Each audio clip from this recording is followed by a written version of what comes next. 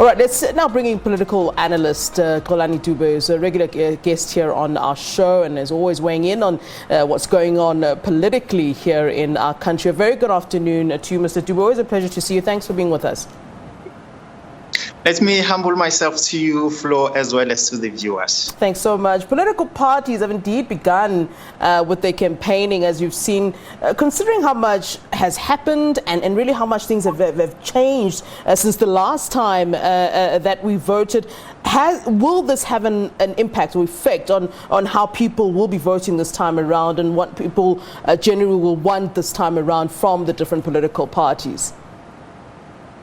Look, Flo, we have an evidence that we have gathered for the past 27 years, 27 years, that democracy and elections are just gimmick rituals of nothingness.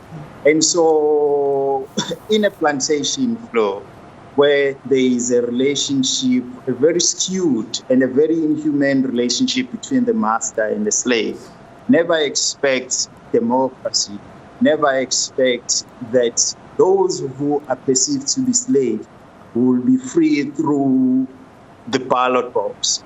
And so it's just, as I said, is a gimmick.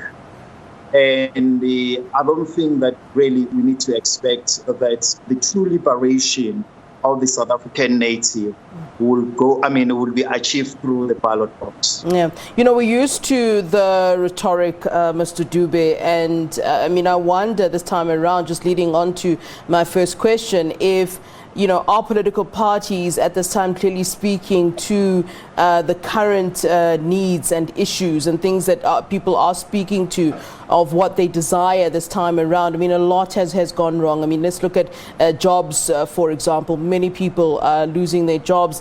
A lot of people unemployed at this time. There's just so much that is very wrong, and one wonders if political parties are speaking to those current situations. And I'm sure this is where the opposition parties would be able to then, penetrate and be able to fill in the gaps. But I wonder if they're doing that, or if we're still sort of hearing the same old, rhetoric that we've always been accustomed to. Look, he's like a snake with 7 heads, but he's still one snake, And all these 7 heads, they serve one interest of this particular snake. And so all these political parties that we claim we have in South Africa, these are not political parties. These are just what we call it pickpocketers who pickpocket the vulnerable, the gullible, those who were dispossessed and disempowered by colonialism and apartheid. And their mission is a very simple one, is to serve the master. And so we need not to think that there is plurality of ideas when it comes to these political parties. All of them, they pray and they kneel to the minerals energy complex. Let me give you a very simple example, though. Since the inception of our struggle in this country, we've been crying about land. We've been crying about the skewed distribution of economic opportunities in this country. The South African native never said we want it all, but we've been saying let's share this cake equally. But those that we voted in 1994, we thought that they will carry our hopes and make our hopes a reality. But look where we are today. We still talk about the skewed economic imbalances in our country. The Oxfam has got a statistics that tells us that the wealth of this country belongs to the few, and the majority of this country is still poor. And so if democracy and elections is about the will of the majority, I can assure you, democracy and election in the South African context, as I've said, those are just gimmick rituals of nothingness. You spoke about, this is all for the master, speaking to the master and not the general South African or the general electorate. And that kind of made me think about, what we saw recently, which was a bit of an idea of who funds the different political parties. And I wonder, what that said to you. I mean, when you saw that list, I'm assuming some of it wasn't surprising to you, but, what did that then say to you? Did it re-emphasize any of your views that you already held previously? And do you think that the general South African is also looking at that list and having a different viewpoint on the, different political parties that they would generally be electing? I think, Flo, what you are saying, you have concluded everything. A democracy in a capitalist society. You and I, a number of millions and millions of South Africans, we don't know what is 15 million. But here's an individual who's got 15 million that he can distribute like a Halloween sweet to political parties. And so do you think when it comes to the issue of power relations, you and I, and Mary Sleep, the daughter of Oppenheimer, who is more important, who's got more influence in this country, is not you and I. We can vote, but even if she cannot vote, I can assure you, he will be able to tilt the scales of power in order to suit her and her family and those that are in his enclave. And so, Flo, in a democratic society, in a capitalist society, they always say democracy is expensive. And if you don't have money, trust me, your rights will always be clipped by those who have money. And so we as the South African natives, we don't have 15 million in order to compete in a capitalist country for democracy. Hence, I am saying our freedom will always be elusive because we thought that by voting we'll be free.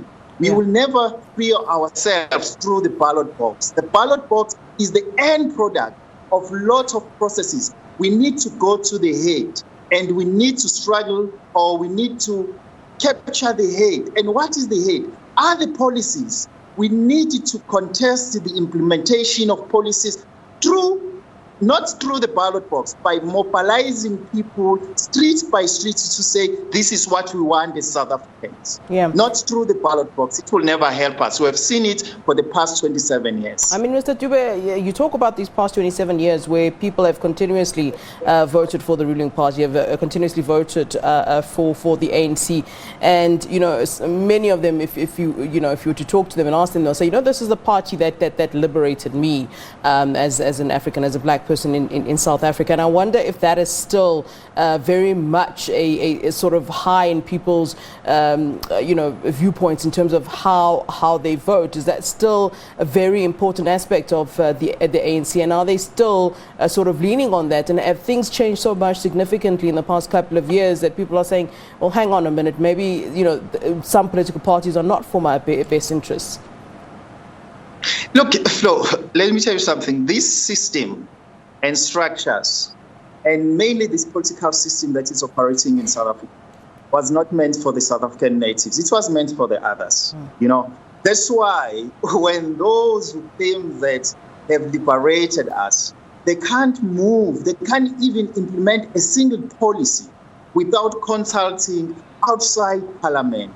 We know it very well that today in South Africa, there is no law that can be passed without the approval of this civil society movement, like your AfriForum, your Solidarity, and now we have your Defend Democracy, and all these civil society. When you look at them, they are not there to serve the interest of the South African native, the interest of the condemned. We have a crisis in Phoenix where a number of the South African native were massacred, but we have not seen a single so-called civil society going out there and lobby the government to prosecute those who perpetrated such inhumane crime in our country. But what we have seen the natives trying to voice out their disapproval of such inhumane acts.